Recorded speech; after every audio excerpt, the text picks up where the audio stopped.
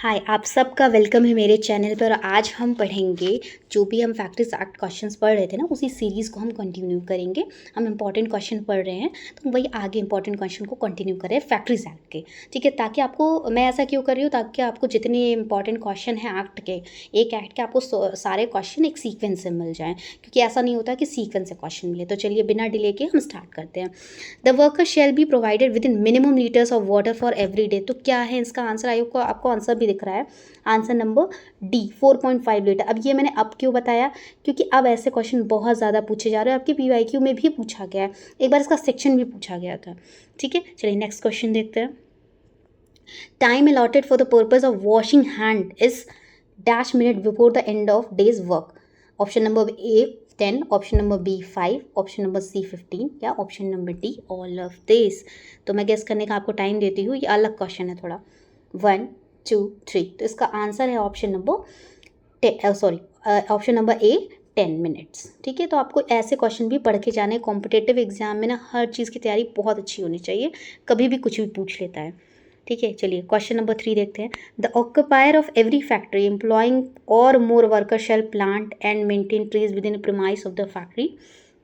150 option number A, 250 option number B, 100 option number C या none of this. तो I hope आपने guess किया होगा या आपने ये नहीं पढ़ा होगा, बट ये क्वेश्चन बहुत पूछा गया। तो इसका आंसर है आंसर नंबर सी, इसका आंसर है, ठीक है। तो आप ये ऐसे क्वेश्चन भी आप देख लेना, ठीक है। बहुत इंपॉर्टेंट रोल प्ले करते हैं, कभी कभी पूछ ले जाते हैं और फंसा देते हैं बिल्कुल। 1 ambulance room in a factory shall be provide employing more than workers. तो कितना होगा? इसका आंसर है आपका आंसर नंबर ए 500 है इसका आंसर, मोर देन। और आपको दिया होगा एक बार ऐसे ऑप्शन में आया था और ये पूछा था 500, एक साइड पे लिखा था 500 और एक साइड लिखा था मोर देन 500, मोर देन 500, ठीक है। तो ये आप क्लियर रखना, ठीक है। अब लास्ट क्वेश्चन देखते हैं आज की वीडियो के लिए। There should be provision for shelter, rest room and lunch room in factory employing more than workers. अब मैंने आपको लंच रूम का प्रोविज़न बताया था, ठीक है, और कैंटीन का भी प्रोविज़न बताया था। मैंने ये भी बताया था कि बहुत ज़्यादा कन्फ्यूज़न होती है। पिछली वीडियोस में आप जाके देख लीजिए, अगर आपने नहीं देखा है डिस्क्रिप्शन में लिंक है, आप जाके देख सकते हैं। तो कैंटीन का भी मैंने आपको क्या बताया था, 250।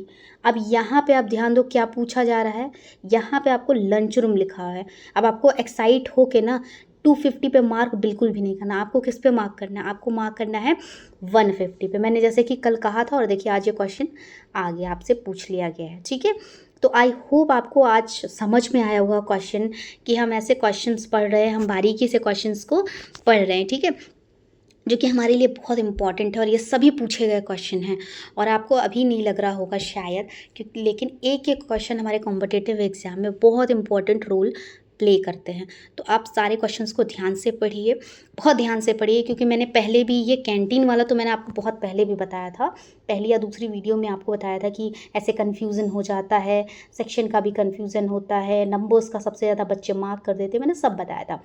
क्यों बताया था मैंने? यही सब चीज़ों के लिए कि ऐसा क्वेश्चन ट्रिकी भी घुमा के भी पूछ लेता। तो आज के लिए इतना ही। हंसते रहिए, पढ़ते रहिए, मुस्कुराते रहिए। हम फिर अभी और फैक्ट्रीज एक्ट के क्वेश्चन करेंगे, क्योंकि अभी फैक्ट्रीज एक्ट में काफ़ी इंपॉर्टेंट क्वेश्चन है जो पेंडिंग है। तो एक बार एक सीक्वेंस से धीरे धीरे कंप्लीट करेंगे, पर हम सारे क्वेश्चन कवर कर लेंगे ताकि आपको प्रॉब्लम ना हो। और एट द एंड जब फैक्ट्री एक्ट की पूरी सीरीज़ कंप्लीट हो जाएगी तो मैं कोशिश करूँगी कि सारी जितना भी मैंने क्वेश्चन बनाया है आपको पीडीएफ के थ्रू कैसे ना कैसे आप तक वो चीज़ें पहुंच जाएं। तो आई होप आपको समझ में आया होगा। चलिए आज के लिए इतना ही। Tata bye bye.